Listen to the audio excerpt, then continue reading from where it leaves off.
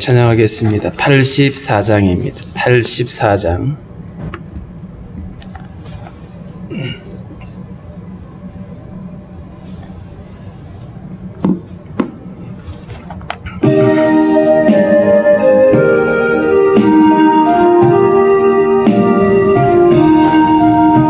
온 세상이 캄캄하여서 참 빛이 없었더니 그 빛나는 영광 나타나 온 세상 빛이었네. 영광 영광의 주, 영광 영광의 주, 밝은 그 빛 내게 비추었네. 영광 영광의 주, 영광 영광의 주, 이 세상의 빛은 오직 주 예수님. 주 말씀을 믿는 사람은 그 마음이 시원하고 주 명령을 준행하는 자 그 길이 환하겠네. 영광 영광의 주, 영광 영광의 주, 밝은 그 빛 내게 비추었네. 영광 영광의 주, 영광 영광의 주, 이 세상의 빛은 오직 주 예수님. 죄 가운데 사는 사람은 그 눈이 어두워도 그 죄악을 씻는 날에는 그 눈이 밝아지네. 영광 영광의 주, 영광 영광의 주, 밝은 그 빛 내게 비추었네. 영광 영광의 주, 영광 영광의 주, 이 세상의 빛은 오직 주 예수님. 기도하겠습니다. 하나님 아버지 감사합니다. 사망과 흑암의 권세가 가득한 곳에 빛이 되어 오신 주님의 그 은혜를 기억하며 다시 한번 아버지 어둠의 시대에 우리의 소망이 되신 주님을 바라보게 하시니 감사합니다. 하나님 아버지 참으로 모든 상황들이 힘들고 어려운 이러한 때에 하나님 아버지 다시 한번 우리가 눈을 들어 주를 바라볼 수 있게 도와주시고 우리를 이 모든 어둠과 죄악 가운데서 구원하시기 위하여 세상에 오신 주님의 그 은혜를 헤아리며 하는 날마다 우리가 믿음 안에 함께 담대히 일어날 수 있도록 인도하여 주시기를 원하고 기도합니다. 하나님 아버지 이 창궐한 전염병이 속히 잠잠해질 수 있도록 주님께서 긍휼을 베풀어 주시고 하나님 아버지 이를 관리하는 모든 당국들과 또 모든 지도자들에게 지혜를 주시고 의료진들에게 하나님 은총을 허락해 주시기를 원하고 기도합니다. 하나님 아버지 이로 인하여 힘겨워하는 많은 백성들 불쌍히 여겨주시고 하나님 아버지 속히 이 모든 어려움 가운데서 벗어날 수 있도록 주의 은혜를 베풀어 주시기를 원합니다. 무엇보다도 아버지 이러한 환난 가운데서 우리 믿는 성도들이 더욱 깨어있게 도와주시고 더욱 하나님을 사모하며 예배하며 믿음 안에 견고히 설 수 있도록 주님 인도하여 주옵소서. 하나님 아버지 그러기 때문에 우리가 날마다 하나님 앞에 믿음 안에 서 있게 하시며 하나님 아버지 더욱 주님 바라볼 때에 하나님 아버지 우리가 환난을 통하여서 더욱 주님의 놀라운 은혜를 발견하는 시간들이 될 수 있도록 주여 인도하여 주옵소서. 오늘도 우리의 모든 간구와 기도를 하시는 하나님 주의 선하심으로 응답하여 주시고 우리의 연약함을 고치시며 우리를 새롭게 하여 주옵소서. 특별히 아버지 하나님 가족의 아픔을 놓고 기도하는 우리도 선교사님 하나님 위로하여 주시고 평강을 더하시며 하나님 아버지 속히 하나님의 은혜가 그 가정 안에 임할 수 있도록 주여 도와주시기를 원합니다.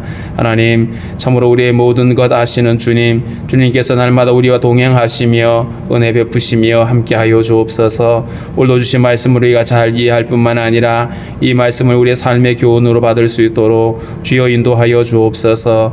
예수님의 이름으로 기도하옵나이다. 아멘. 264장 찬송하겠습니다. 264장입니다.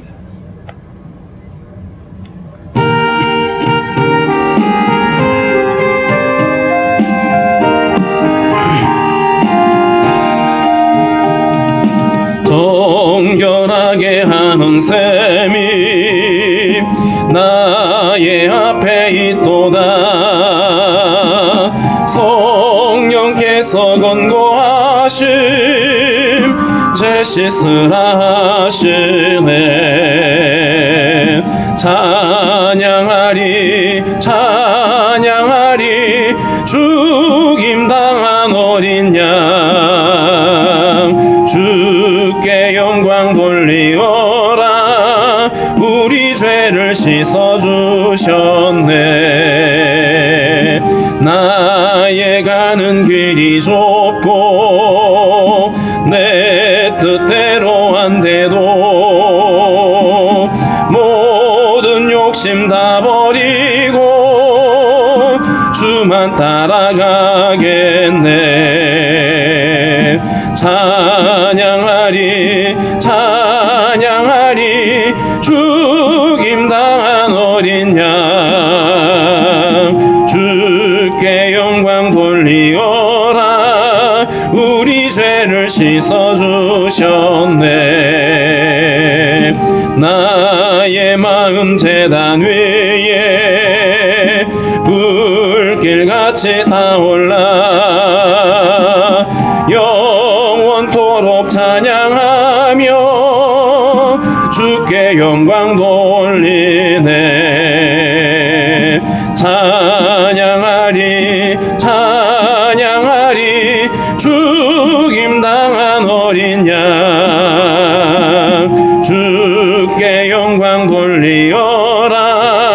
우리 죄를 씻어주셨네. 한량없는 주의 은혜 나를 영접하셨네. 내가 지은 모든 죄와 허물 용서하셨네. 찬양하리 찬양하리 죽임당한 어린 양 주께 영광 돌리어라. 우리 죄를 씻어주셨네. 성부 하나님께 영광 성자 예수께 영광 성령님께 또한 영광 모두 돌려드리세. 찬양하리 찬양하리 죽임당한 어린 양 주께 영광 돌리어라. 우리 죄를 씻어주셨네.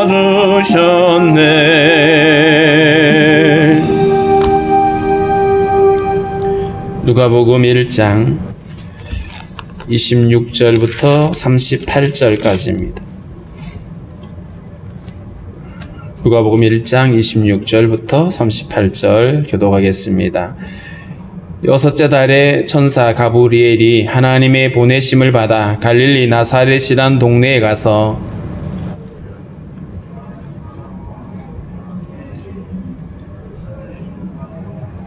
그에게 들어가 이르되 은혜를 받은 자여 평안할지어다. 주께서 너와 함께 하시도다 하니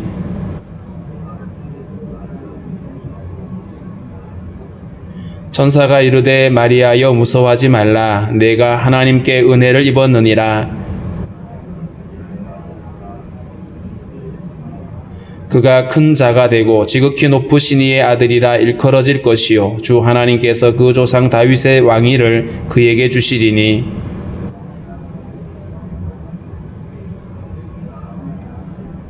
마리아가 천사에게 말하되 나는 남자를 알지 못하니 어찌 이 일이 있으리이까.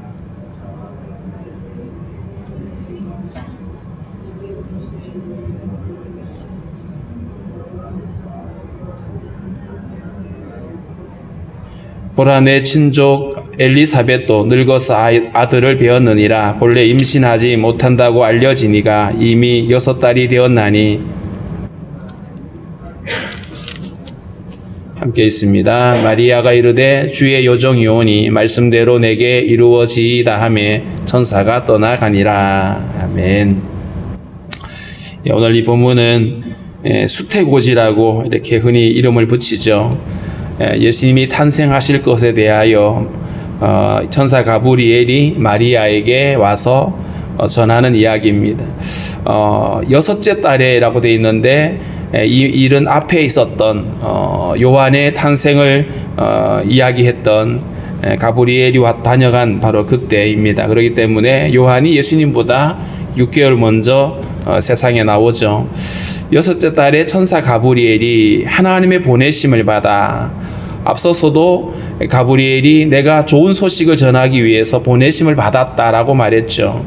그러니까 이 모든 그 시작이 하나님께 있다. 이것을 계획하신 이도 하나님이시고 이것을 추진하시는 분도 하나님이고 이 모든 일들을 이루시는 이가 주님이시다. 그렇기 때문에 이러한 모든 것 가운데 우리가 늘 주목하고 있어야 될 것이 뭐냐면 하나님의 열심입니다. 그러니까 성경은 처음부터 끝까지 하나님의 열심으로 가득 채워져 있습니다. 그 열심이 어떤 열심이냐 하면 죄로 인하여 하나님 앞에 나아갈 수 없는 우리들을 구원하시려는, 우리에게 복 주기를 원하시는 하나님의 열심입니다. 그 보내심을 받아서 갈릴리 나사렛이란 동네에 가서 이 갈릴리 나사렛, 이 갈릴리 지역은 북쪽이죠. 예루살렘에서 한참 북쪽에 떨어져 있는, 그래서 상대적으로 소외당하는 곳이고요. 그 국경을 가까이 하고 있다가 보니까 전쟁이 잦았습니다. 그러다 보니까 자기 동족들에게는 멸시를 받고 있고 또 이방인들로부터는 환난을 당하고, 그래서 굉장히 고통이 많은 땅입니다. 그래서 흑암의 땅이라는 표현을 이사야 9장에서 말하고 있죠. 그 갈릴리 나사렛에서 그 다윗의 자손 요셉이라고 하는 사람과 약혼한 처녀, 이 요셉도 나사렛 사람이고요. 마리아도 나사렛 사람입니다. 근데 그 동네에서 정혼한 사람이 있는데 이 약혼이라는 표현을 썼죠. 이 약혼이라고 하는 것은 결혼을 약속한 사이인데 우리가 좀 다른 의미가 뭐냐 하면 법적인 부부 관계가 인정이 됩니다. 그래서 만약에 약혼을 해놔놓고 중간에 간음을 했거나 이러면 율법에 돌로 쳐서 사형에 처하라고 이렇게 말합니다. 법적으로 부부가 됐습니다. 그러나 아직 합방을 하지 않은 거죠. 약혼한 처녀 마리아에게 가브리엘이 찾아왔습니다. 그리고 이렇게 이야기하죠. 은혜를 받은 자여 평안할지어다. 주께서 너와 함께 하시도다 하니, 이 은혜를 받은 자여, 이 은혜를 받았다라고 하는 이 말, 그러니까 하나님으로부터 시작되어진 그 은혜를 받았는데 이 받은 것이 한 번에 그냥 한 사건으로 끝나는 것이 아니라 이 은혜가 계속 지속되고 있는 것을 말합니다. 우리가 하나님으로부터 은혜를 받은 것은 한번 옛날에 받은 것으로 끝나는 은혜가 아니라 이 은혜는 영원히 지속되어지는 은혜죠. 은혜를 받은 자여 평안할지어다. 주께서 너와 함께 하시도다. 이렇게 말했어요. 갑작스레 천사가 와가지고, 아마 이 천사의 모습이 어떤 모습으로 왔는지 정확하지 않지만 뭐 우리가 흔히 생각하던 날개 달고 이렇게 온 것 같지는 않아요. 그렇기 때문에 이 마리아가 이 이야기를 듣고 굉장히, 아니 왜 갑자기 이런 인사를 이렇게 반응을 하게 되죠. 은혜를 받은 자여 평안할지어다. 주께서 너와 함께 하시도다. 주께서 너와 함께 하신다. 자, 자, 그래서 이 마리아가 이런 인사가 어찌 됨인가라고 생각을 하고 있는데, 이제 30절에 가브리엘 천사가 이렇게 말하죠. 마리아여, 무서워하지 말라. 내가 하나님께 은혜를 입었느니라. 이 은혜를 입었다. 그러니까 이 은혜를 입었다라고 하는 말은 철저하게 사람 편에서는 이게 수동태라고 그러죠. 수동태. 내가 받는 거. 내가 뭐 적극적으로 뭘 해서 내가 쟁취하는 게 아니라 하나님으로부터 주어진 것입니다. 그래서 마리아가 은혜를 받았고 입었죠. 뿐만 아니라 은혜를 입었다라고 표현할 때에 창세기 그 6장에 나와 있는 노아의 얘기를 보면 그 은혜를 입었다라고 하는 표현이 사람 편에서 하나님이 우리에게 주시는 그 선한 것들이 발견되어졌다, 이런 의미입니다. 하나님의 은혜가 발견되어진 거예요. 그래서 한편으로는 하나님이 주신 것이고, 또 마리아의 편에서는 하나님이 값없이 거저 주시는 것을 발견했고 그것을 자기가 누리게 되어진 것이거든요. 31절에 이제 드디어 네가 잉태하여 아들을 낳으리니 그 이름을 예수라 하라. 내가 잉태하여 아들을 낳을 거다.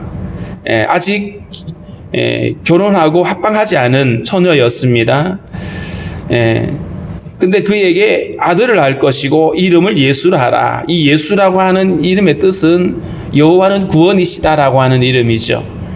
구약에 나와 있는 여호수아도 혹은 호세아도 같은 이름의 뜻을 가지고 있습니다. 여호와는 구원이시다. 그 구원자가 태어날 거라는 얘기죠. 구원자가 태어날 거다. 여자의 후손에 대한 이야기입니다. 창세기 3장 15절에 여자의 후손이 뱀의 머리를 깨버리는 바로 그것이 이제 성취가 되어지는 겁니다. 창세기 3장 15절에 여자의 후손이 바로 오늘 이 처녀 마리아를 통해서 나타나게 되는 구원자가 오는 것이고요. 이사야서 7장 14절에도 처녀가 잉태하여 아들을 낳을 것이다 라고 말했죠. 그 아들을 낳을 거다. 그리고 그 이름을 예수라 하라, 이렇게 말했어요. 그리고 32절에 그가 큰 자가 되고 지극히 높으신 이의 아들이라 일컬어질 것이다. 여기서 큰 자가 되고 라고 할 때에 어떤 면에서 크다고 말할 수 있냐면, 원래 주님은 창조주이시니까 원래 존재적으로 크신 분이죠. 그런데 여기서 큰 자가 되고라고 하는 이 표현은 예수님이 앞으로 행하실 사역에 대한 이야기입니다. 그 사역의 크기가, 그 복음의 크기가 측량할 수 없을 만큼 큰 것이죠.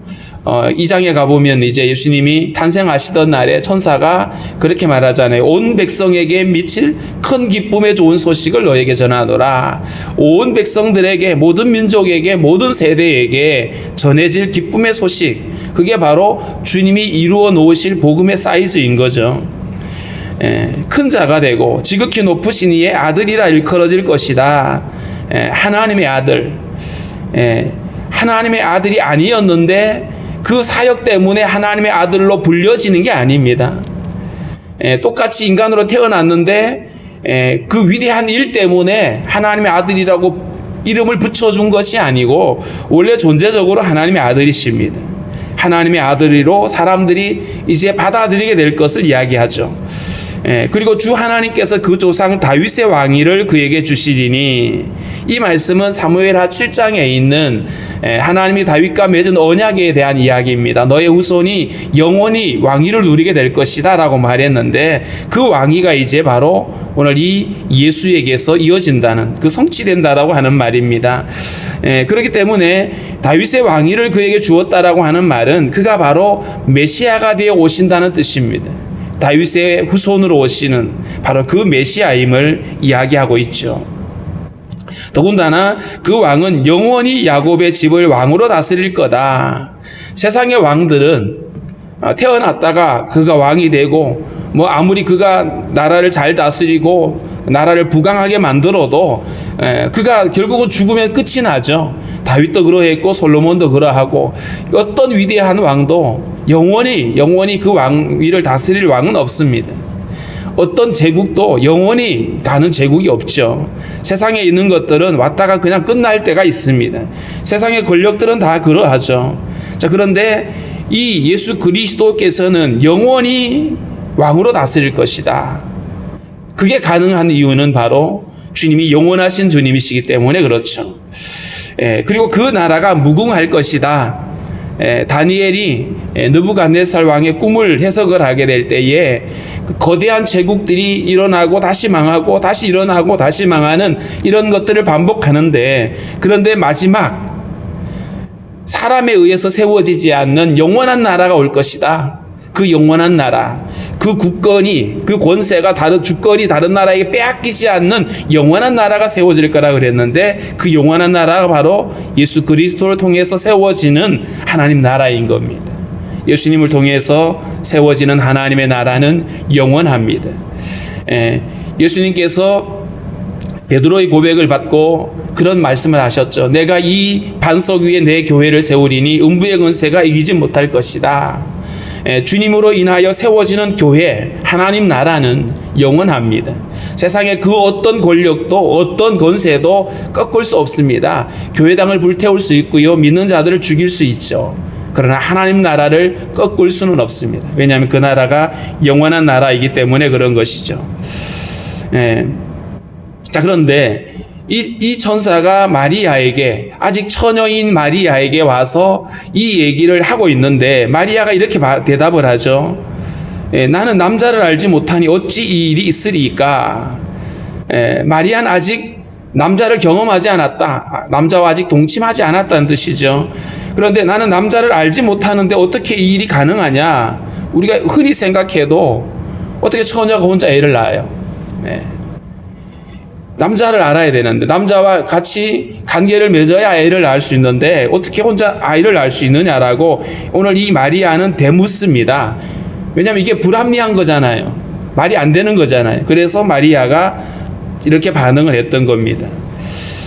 그랬더니 35절에 천사가 대답하여 이르되 성령이 내게 임하시고 지극히 높으신 이의 능력이 너를 덮으시리니 이러므로 나실 바 거룩한 이는 하나님의 아들이라 일컬어지리라.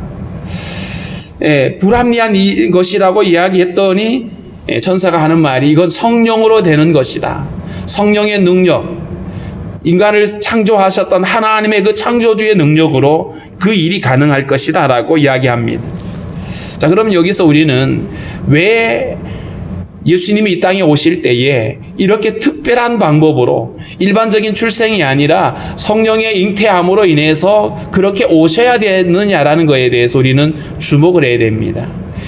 세상에 많은 신화들이 있고 많은 그 여러 가지 그 탄생의 설화들 있잖아요. 알에서 깨어나고 어디에서 나오고 이런 것들이 있잖아요. 그런데 왜 그렇게 태어나야 되느냐는 거죠.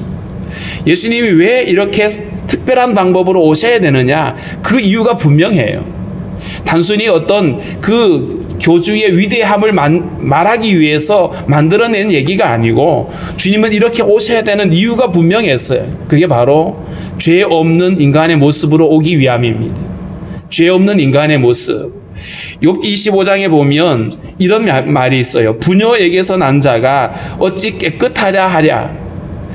부녀에게서, 사람의 몸을 입고 온 자가 어떻게 깨끗할 수 있느냐, 이런 얘기죠. 왜냐하면 우리 모두는 다 죄에 오염되어 있는 생명을 가졌어요.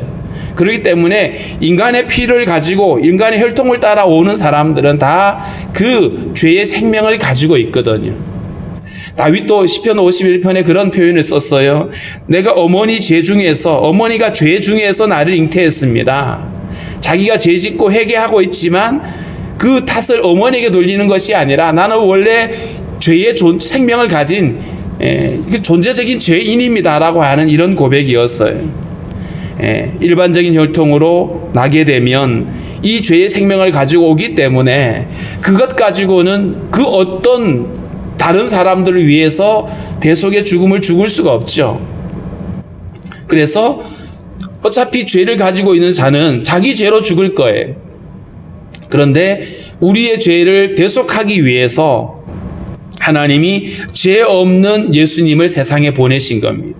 성령으로 잉태되는 이유는 죄의 생명을 받지 않고 죄 없는 모습으로 오셔서 우리를 위한 대속의 제물이 되기 위함인 겁니다. 그래서 이 성령으로 잉태되어야 했던 것이고요. 반드시 반드시 필요한 일이었습니다. 단순히 그냥 위대한 탄생을 말하기 위함이 아니었다는 것입니다.